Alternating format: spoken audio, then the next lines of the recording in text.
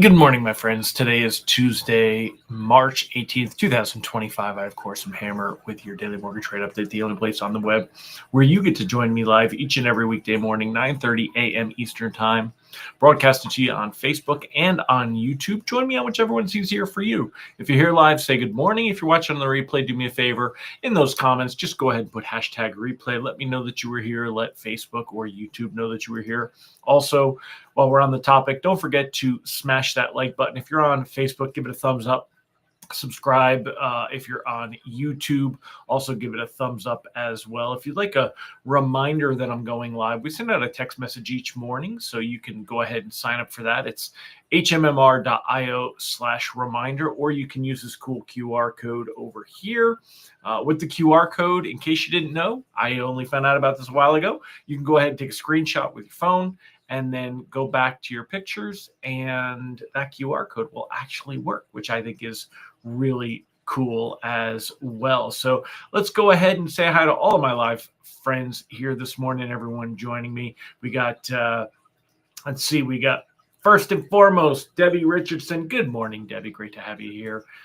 Let's see, I'm going to move this over here so I can see everybody's name. So good morning, James Mahan. Great to have you over on YouTube. Amy Blauser as well. Good morning. Thomas Wolf, great to see you, sir. Kyle Mazikas, hope all is well in your world. Megan Lindbergh, good morning. Randy Tico, giddy up, sir. Glenn Boussard, hello. Elmir Krivdik, hello, sir. Good to see you. Mallory Fotiadis, always wonderful to have you here. If I missed your name and you haven't said hello yet, then go ahead and say good morning. Let me know that you're here, and we will say hi. Otherwise, let's go ahead and get started. We're going to jump in. Let's go over what's going on with all the market stuff this morning. I'm going to go ahead and let's start off with where we're at here. Quick recap what happened yesterday. You can see that down here in this bottom right corner. You can see that basically things were really quiet on the day. Good morning, Mike Morano. There were a few, and I mean very few, like 3 or 4, I think, lenders that repriced better as bonds improved into the late morning. But bonds ended the day almost exactly the same as when pricing came out. Pricing came out generally right around here, 101.34, and the day right around 101.32. So almost exactly the same. Good morning, Ron Siegel. Dude, National Sloppy Joe Day. All right, we got to stop. We got to stop for that one. Good morning, Brandy. Good morning, Yasmin. National Sloppy Joe Day. Question of the day: do you like Sloppy Joes? And do you make your own Sloppy Joe sauce, or do you use Manwich? I'm not a big out of a can guy, but man, I love the taste of Manwich Sloppy Joe mix. Let me know in the comments. I'm going to put that question of the day up there. Hold on, I got to find it, and we'll post it on here. Question of the day: do you like Sloppy Joes, and do you make your own or use Manwich sauce?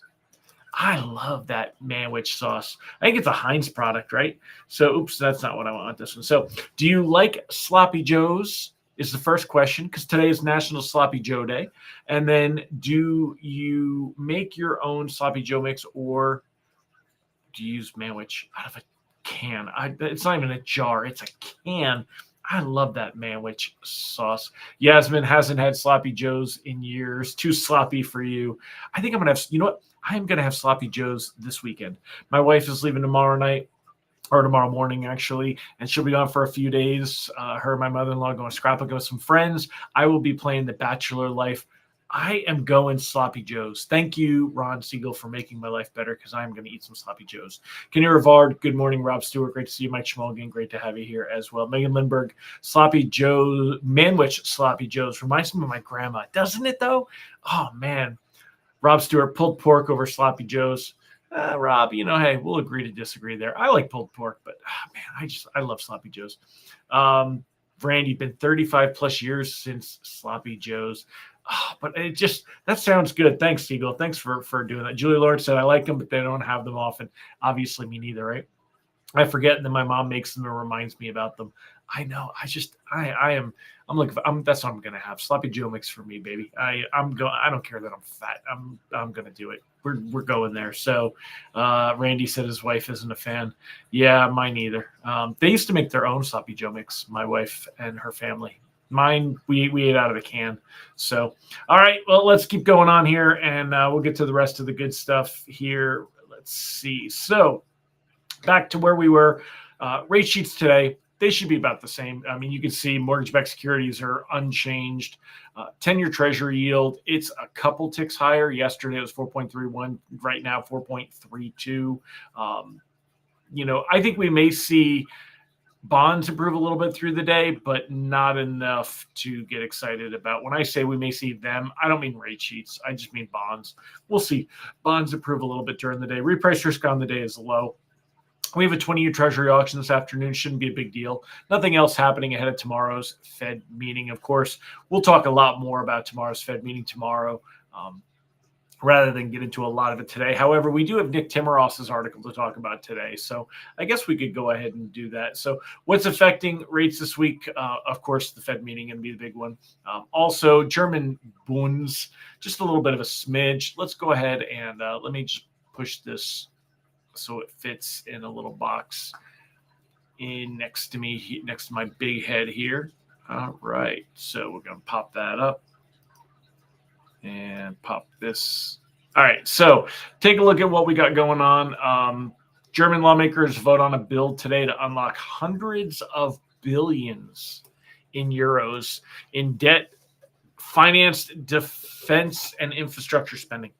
Bund yields have soared it's like not Bund cake, Bund yields have soared in anticipation of the move, which heralds a pivot towards more expansive fiscal policy and more expensive in Europe's biggest economy, and they're higher again today. So what happens is when you see the Bund move higher, generally 10-year Treasury yields are going to creep a little bit higher too. It all has to do with how the money is moving around. So keep that in there and keep that on your head. So as far as lock advice, I mean, basically we want to float everything into the Fed meeting tomorrow and see there. So let's take a minute and talk about the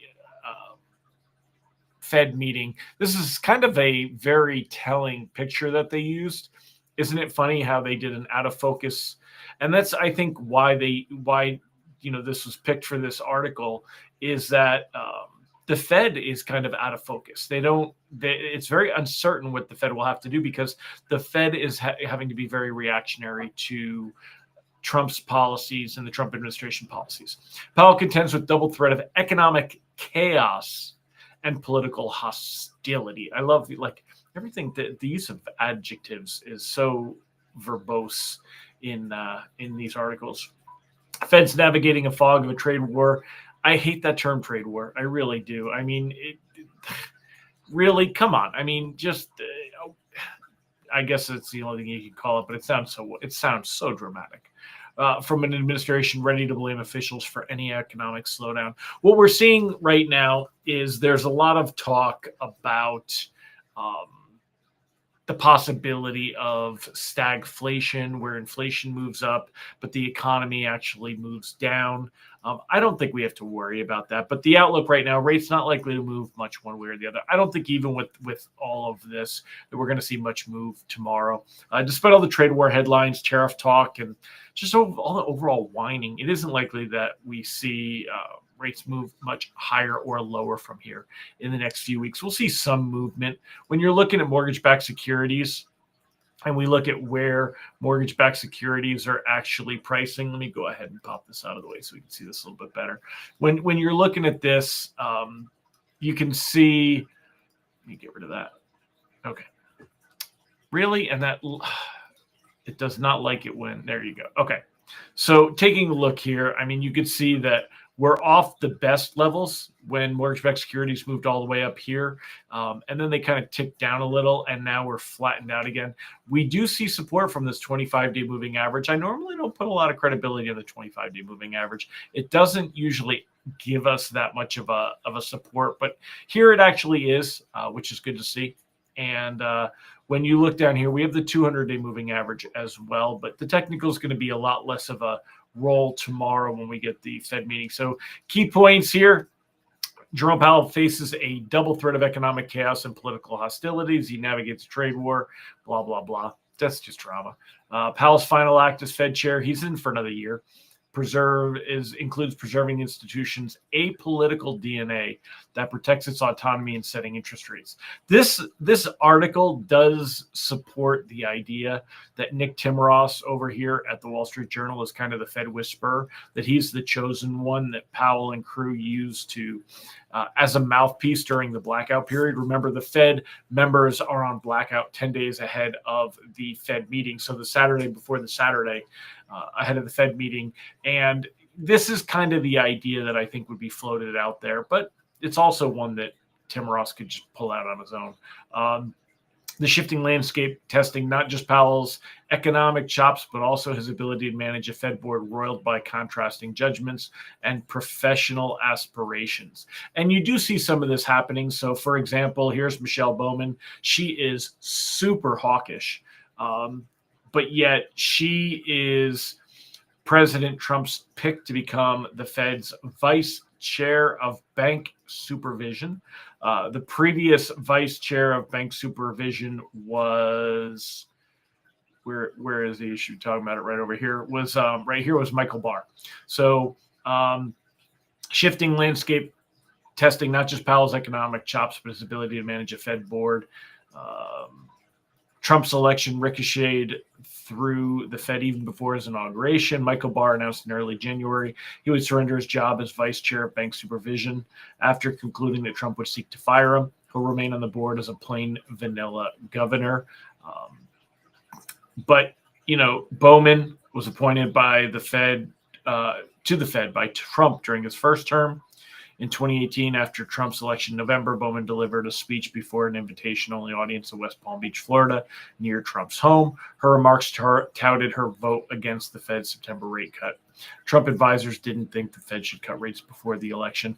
I don't think hers was really politically, though. I think she's just that strong of a hawk. She didn't think that we should be cutting rates. So, but we'll see. We'll see where all this goes. But anyway, there's really not a lot in this article about what the Fed may do. There's no mention of the dot plot and where things will go next and what the current, projections are for that dot plot. So kind of interesting to see. This one is more about, can the Fed stay independent and what impact is Trump going to have on the Fed, this particular article. So not a lot of insight. Ron says the media is having a problem. They keep promoting a Trump versus Powell showdown, and Bessent is doing what he needs to through other channels. What will the next media hype be? I agree. The media has, they need the clicks. They sell papers.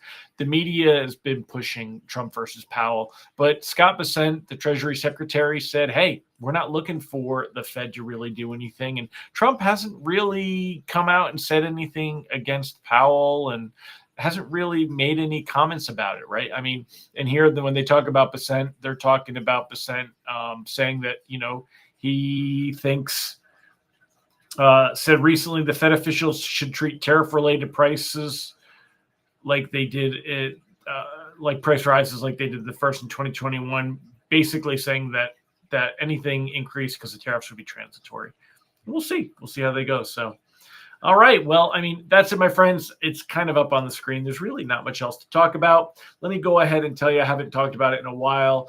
We're going to roll out the Grab and Go social pre-sale again tomorrow. We're a week behind on the launch. Things got a little crazy, but we're going to launch that. If you did not get in on the last pre-sale, this will be your last chance. Look tomorrow.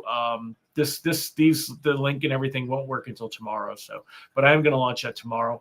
You can sign up for our free lock advice. No, Ron asked, I'm jumping topics. Ron asked, did Nick T discuss anything about balance sheet runoff? No, he didn't. And he didn't at all. Not anything that I saw in there either.